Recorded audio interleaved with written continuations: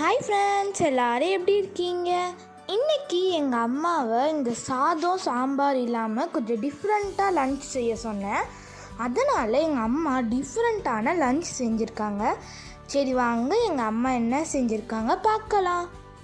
Carrot halwa பண்ணுறதுக்கு ஒரு 1/2 kilo கேரட்டை நல்லா துருவி வச்சுருக்கேன். இதை வந்து நம்ம குக்கரில் போட்டுக்கலாம். கேரட்டை நம்ம பாலில் தான் வேக வைக்க போகிறோம். ஒரு 200 ml பால் இதில் ஊற்றிக்கோங்க. குக்கரில் 3 விசில் வர வரைக்கும் விட்டு நல்லா வேக வச்சுக்கலாம். நம்ம கேரட் அல்வாவுக்கு ஒரு 2 ஸ்பூன் அளவுக்கு நெய் போட்டுக்கோங்க. நெய் போட்டுட்டு இதில் நெய்லேயே நம்ம பண்ணால் நல்லா டேஸ்ட்டாக இருக்கும். 2 ஸ்பூன் 3 ஸ்பூன் கூட போட்டுக்கலாம். நீங்கள் முந்திரியை இந்த நெய்லேயே பொரிச்சிக்கலாம்.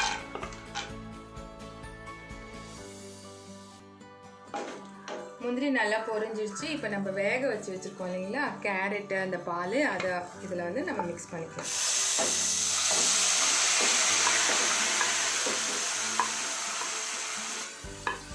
இது நல்லா ட்ரை ஆகிற வரைக்கும் இதில் நல்லா நம்ம வேக வைக்கணும். கேரட் நல்லா வெந்துட்டே இருக்கணும், ட்ரை ஆகணும். அதுக்காட்டி நம்ம குக்கரில் சென்னா போட்டு வேக வச்சிடலாம். இந்த கடலையை நான் நைட்டே ஊற வச்சுருக்கேன். நல்லா வாஷ் பண்ணிவிட்டு ஊற வச்சுருக்கேன். அதனால் அந்த தண்ணியோடய நான் சேர்த்துக்கிறேன். அது கூட கொஞ்சம் பட்டாணி இருந்தது, அதையும் நான் போட்டிருக்கேன். டேஸ்ட் நல்லாயிருக்கும். நீங்கள் சென்னா மட்டும் கூட போட்டுக்கலாம். இது ஒரு 5 விசில் வரட்டும். நல்லா சாஃப்டாக வேகட்டும். இது பால்லாம் நல்லா ட்ரை ஆகிடுச்சு. இப்போ இதுக்கு தேவையான அளவுக்கு நீங்கள் சுகர் போட்டுக்கோங்க. சுகர் உங்கள் டேஸ்ட்டுக்கு தகுந்த அளவுக்கு தான். கொஞ்சமாக ஏலக்காய் பொடி போட்டுக்கோங்க. ஒரு பிஞ்ச் அளவுக்கு சால்ட் சேர்த்துக்கோங்க. அப்போ தான் ஸ்வீட் நல்லாயிருக்கும். இது கொஞ்சம் நல்லா ட்ரை ஆகட்டும். கேரட் அல்வா ரெடி ஆயிடுச்சு. இப்போ கேரட்லாம் பசங்க சாப்பிட மாட்டுறாங்க இல்லைங்களா, இந்த மாதிரி அல்வா மாதிரி பண்ணி கொடுத்தா சாப்பிட்ருவாங்க. அடுத்தது நம்ம சென்னா பண்ணலாம். 2 குழிக்கரண்டி அளவுக்கு எண்ணெய் ஊற்றிக்கோங்க. கொஞ்சம் பட்டை கிராம்பு நான் போட்டுக்குவேன். இந்த கறி குழம்போட ஸ்மெல் வரணும், அப்படி இருந்தாலும் இந்த பசங்க சாப்பிடுவாங்கன்றதால கொஞ்சம் பட்டை கிராம்புலாம் போட்டு கொஞ்சம் பண்ணுவேன். கொஞ்சமாக சோம்பு, ஒரு 3 வெங்காயம், பெரிய வெங்காயம் அரிஞ்சு வச்சுருக்கேன், அதை போட்டுக்கலாம்.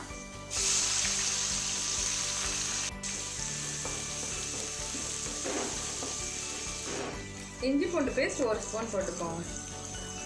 2 தக்காளி கட் பண்ணி வச்சுருக்கேன், அதையும் சேர்த்துக்கிறேன். கொஞ்சம் உப்பு போட்டு வதக்கிக்கோங்க. தக்காளி நல்லா சீக்கிரம் வதங்கிடும். 1/2 ஸ்பூன் மஞ்சள் தூள் போட்டுக்கோங்க. 1.5 ஸ்பூன் போட்டுக்கோங்க மிளகாத்தூள்.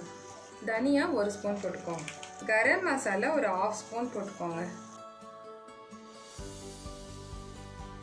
வேக வச்சுருக்க கடலையில் பாதியை போட்டுக்கோங்க. பாதியை கொஞ்சம் நசுக்கி போட்டுக்கோங்க.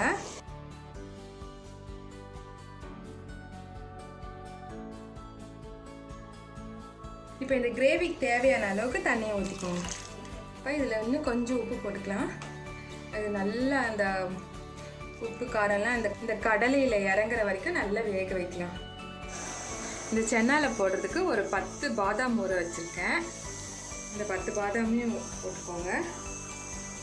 சென்னா டேஸ்ட் நல்லாயிருக்கும். அப்புறம் ஒரு 4-5 துண்டு தேங்காய். இப்போ இதை நல்லா அரைச்சி பேஸ்ட் ஆக்கி நம்ம அந்த சென்னாவில் ஊற்ற போகிறோம். இதை அரைச்சிட்டு வந்துடலாம். இப்போ தேங்காவும் பேஸ்ட்டை நான் இதில் போட்டுட்டேன். அது நான் அந்த கிளிப்பிங் எடுக்க மறந்துட்டேன். இதில் போட்டதுக்கப்புறம் நல்லா க்ரீமியாக வந்திருக்கு பாருங்கள்.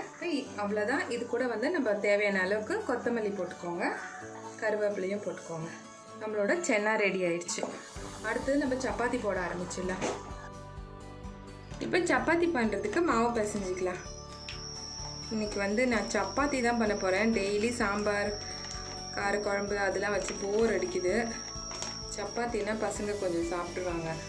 1 ஸ்பூன் உப்பு போட்டு நம்ம நல்ல மாவு பிசைஞ்சிக்கலாம்.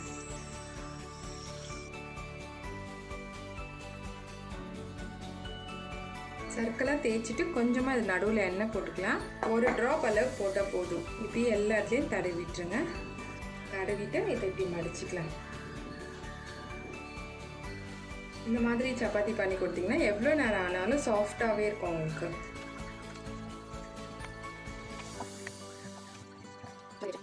இப்போ சப்பாத்தி போட்டுடலாம்.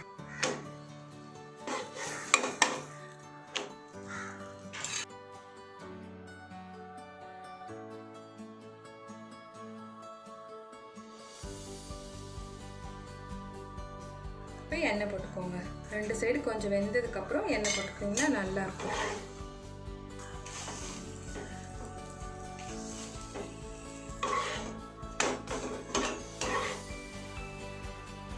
ஒரு சின்ன டம்ளர் அளவுக்கு தான், ஒரு 100 கிராம் அளவுக்கு தான் நான் வந்து தயிர் சாதத்துக்கு வேக வைக்கிறேன்.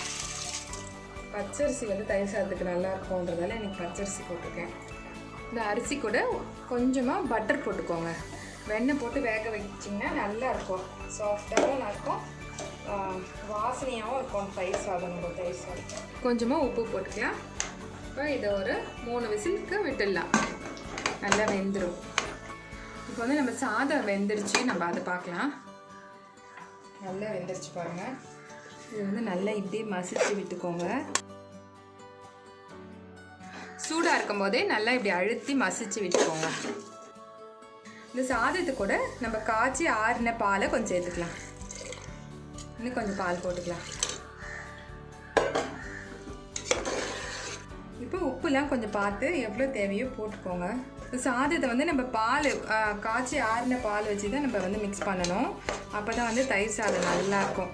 இந்த மாதிரி இந்த அளவுக்கு நல்லா மிக்ஸ் பண்ணி வச்சுக்கோங்க. இது நல்லா ஆறட்டும். இப்போ தயிர் தாளிச்சிடலாம். அதுக்கு வந்து ஒரு 2 ஸ்பூன் அளவுக்கு எண்ணெய் போட்டுக்கலாம். இப்போ கொஞ்சமாக கடுகு போட்டுக்கலாம்.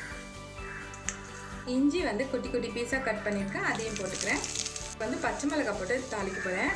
ஒரு பச்சை மிளகாய் சின்ன சின்ன பீஸாக கட் பண்ணியிருக்கேன், அதையும் போட்டுக்கலாம். நல்ல வாசம் வருது. இப்போ கொஞ்சமாக பெருங்காயத்தூள் போட்டுக்கோங்க. இது கூட கருவேப்பிலையும் போட்டுக்கலாம். கேஸ் ஆஃப் பண்ணிவிட்டு இந்த கொத்தமல்லி தழையை இது மேலே போட்டுக்கோங்க. நம்ம தயிர் தாளித்து வச்சுத இந்த தயிர் சாதத்திலே போட்டுக்கலாம்.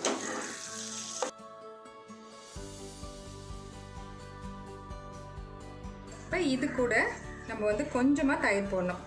1 ஸ்பூன் அளவுக்கு போட்டால் போதும். அப்போ தான் வந்து மதியானத்துக்குள்ளே நல்லா புளிச்சு கரெக்டாக இருக்கும். அவ்வளோதான், நம்மளோட சூப்பரான தயிர் சாதமும் ரெடி ஆயிடுச்சு. அடுத்தது ஆம்லேட் போட்டுக்கலாம்.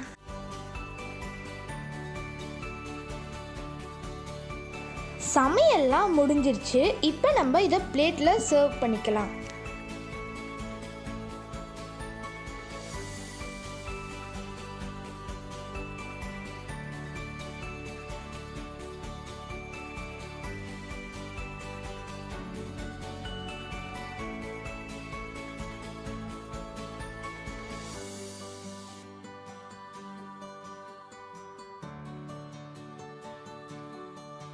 வாவ், லஞ்சு சூப்பராக இருந்ததுங்க.